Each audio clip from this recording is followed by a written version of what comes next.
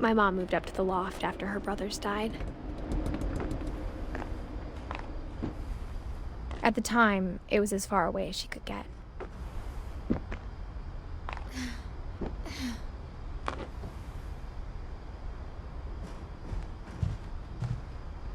Religion was another thing my mom never talked about, but I think it helped her a lot after her dad died.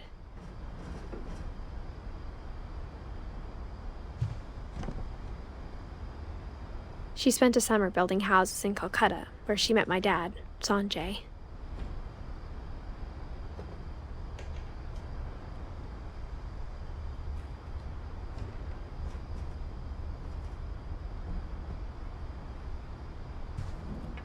My mom moved to India a week after graduation and got a job teaching English. Louis was born a year later.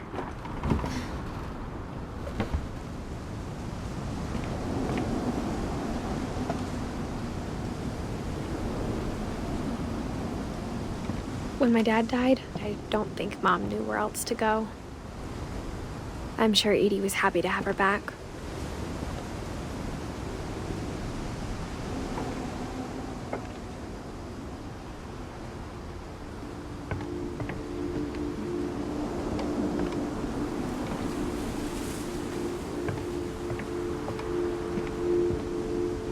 The house had to get a little bigger, but Edie was used to that.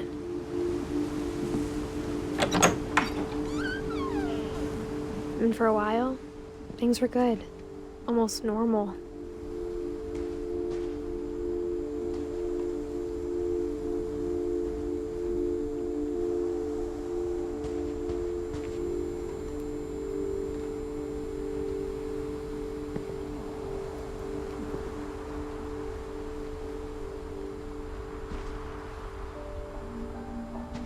But it didn't last.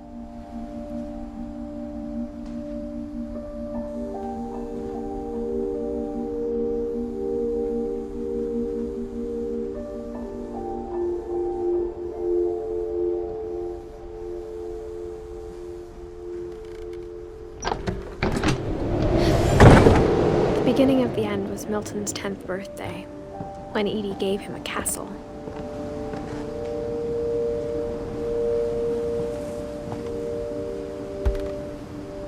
After Milton disappeared, the only thing he left behind was a room full of paintings.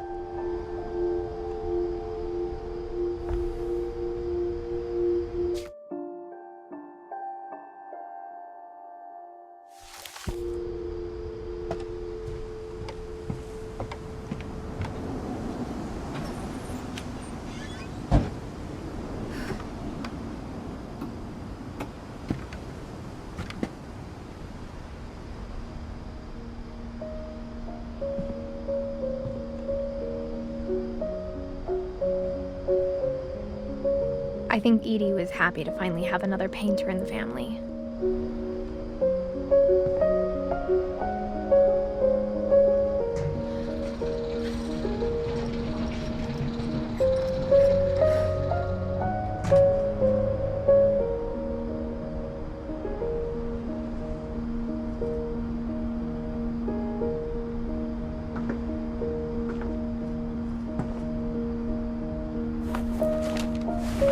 Milton Finch in The Magic Paintbrush.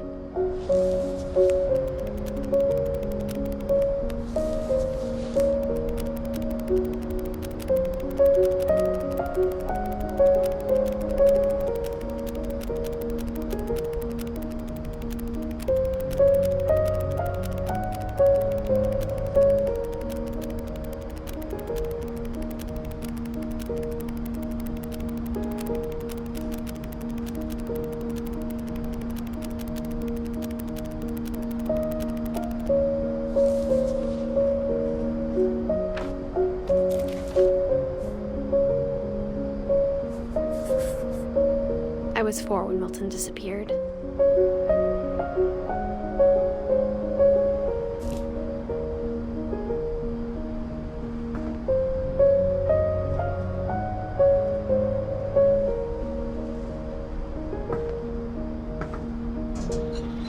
Mom spent months searching for my brother.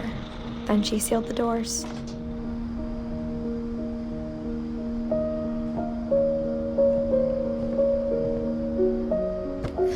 whatever Milton had found in the house. Mom didn't want it getting out.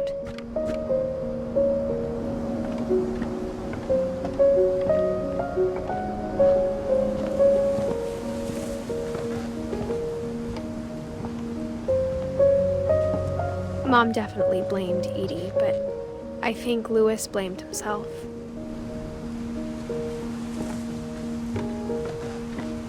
After he graduated, he just spent more and more time in his room, until Mom got him a job at the cannery.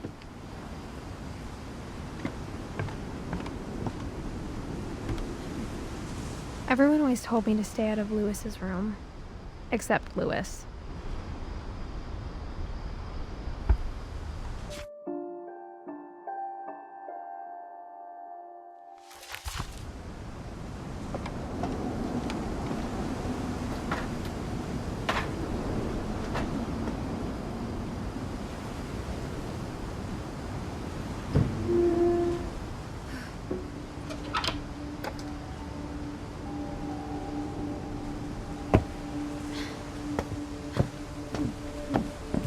Louis's room smelled very, very familiar.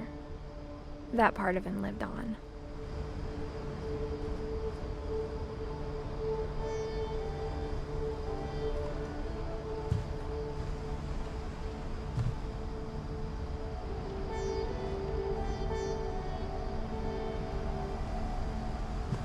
Louis and I spent a lot of time playing games together, but he was surprisingly bad at them. He died a lot.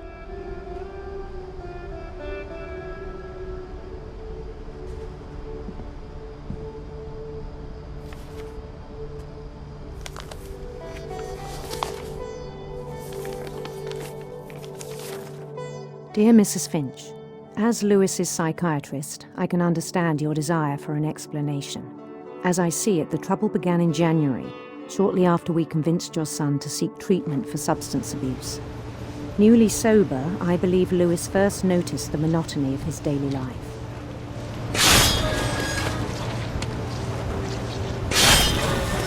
He kept working at the cannery, but he withdrew part of himself. In our sessions, I saw the same behavior. His mind began to wander. I asked him to describe it. He said he started small, imagining a labyrinth. He'd feel his way about. Then something moved. Bats and toads.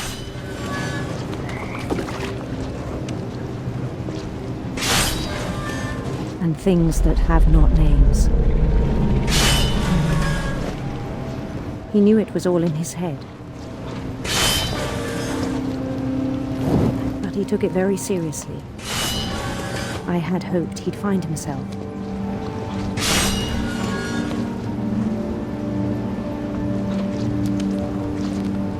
But he found something more. I worried about him then. Daydreaming at the cannery.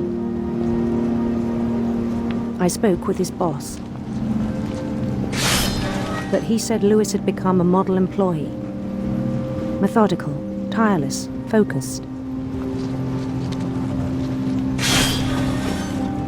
Like a whole new Louis. So I let him go on.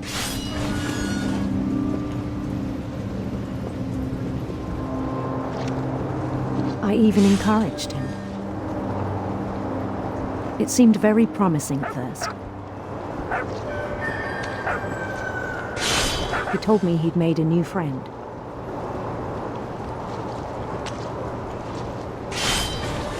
On the edge of a city he named Louis Topia. He built the city up slowly, brick by brick. Then he made musicians.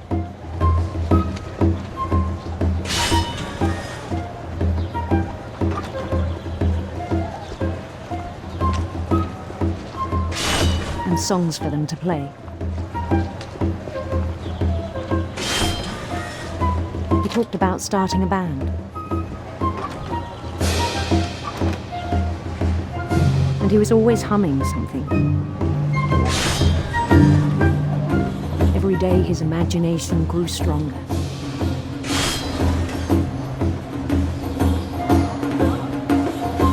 He no longer spoke at the cannery, but his chopping was as reliable as ever. Then one day it struck him that all the cheering crowds, even the stones under his feet, were all in his imagination, so he could do whatever he wished.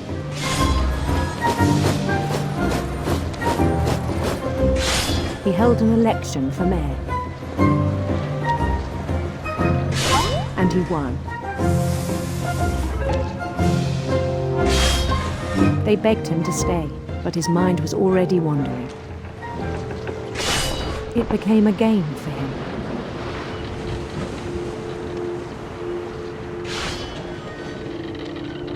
He'd conquer a city, then immediately push on. New Louisville.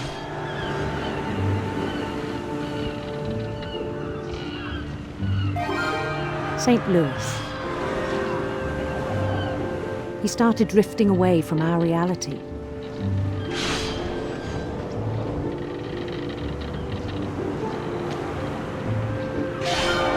Minneapolis, until one day he forgot to go home from the cannery. Even as his mother pleaded with him, part of Louis kept sailing on.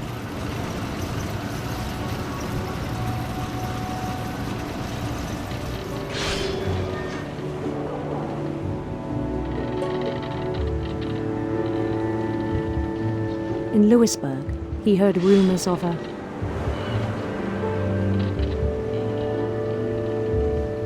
handsome queen.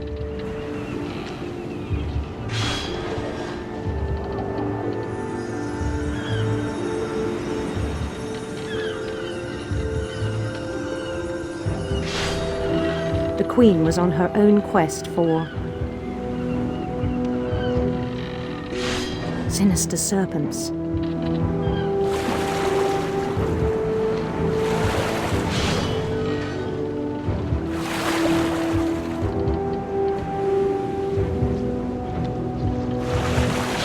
He followed the sound of her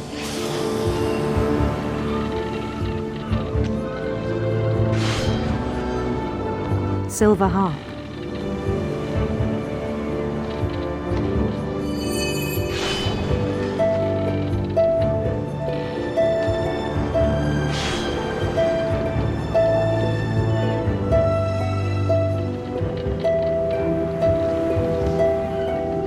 His chase led him to a golden palace east of the sun and west of the moon.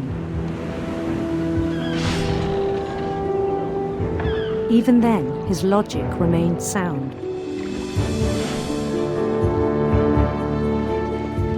He knew the world was all in his imagination.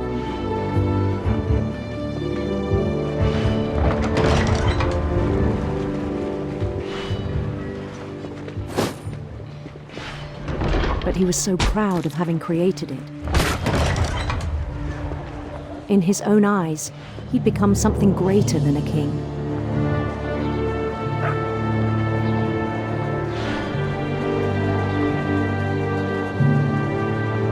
For someone who'd never known success in the real world, I think it was overwhelming.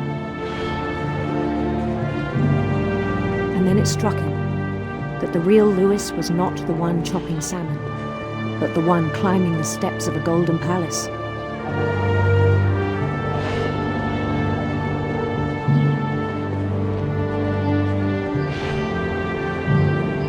My imagination is as real as my body, he told me. It was hard to argue with him.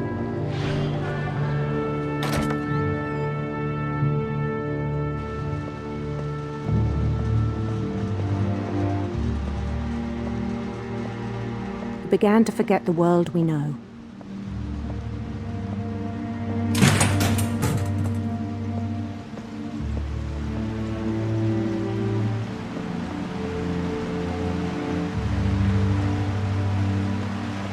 I think it pained him to remember Louis, the cannery worker.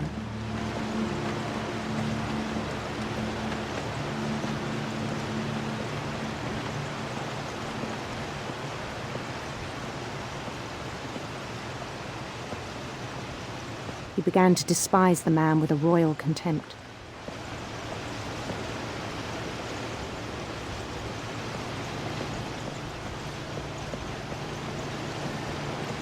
I still thought I could save him. Even after he said he was being crowned king over all the lands of wonder.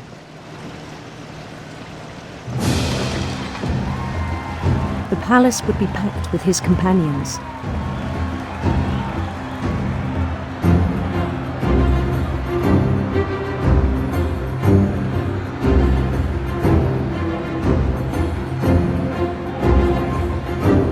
Including the wise Calico who'd insisted on advising him.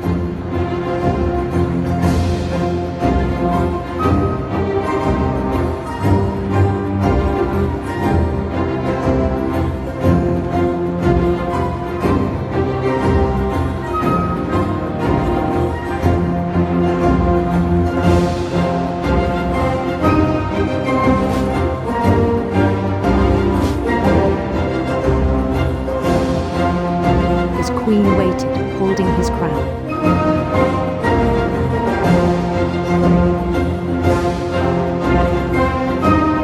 There was only one thing left to do.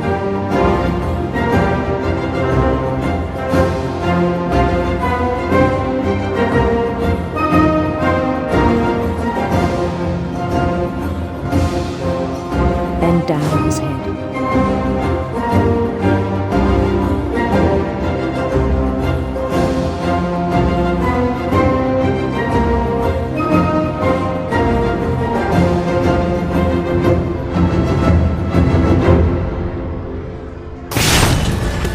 I think you know. Mrs. Finch, your son was a kind man who will be missed by all of us who knew him.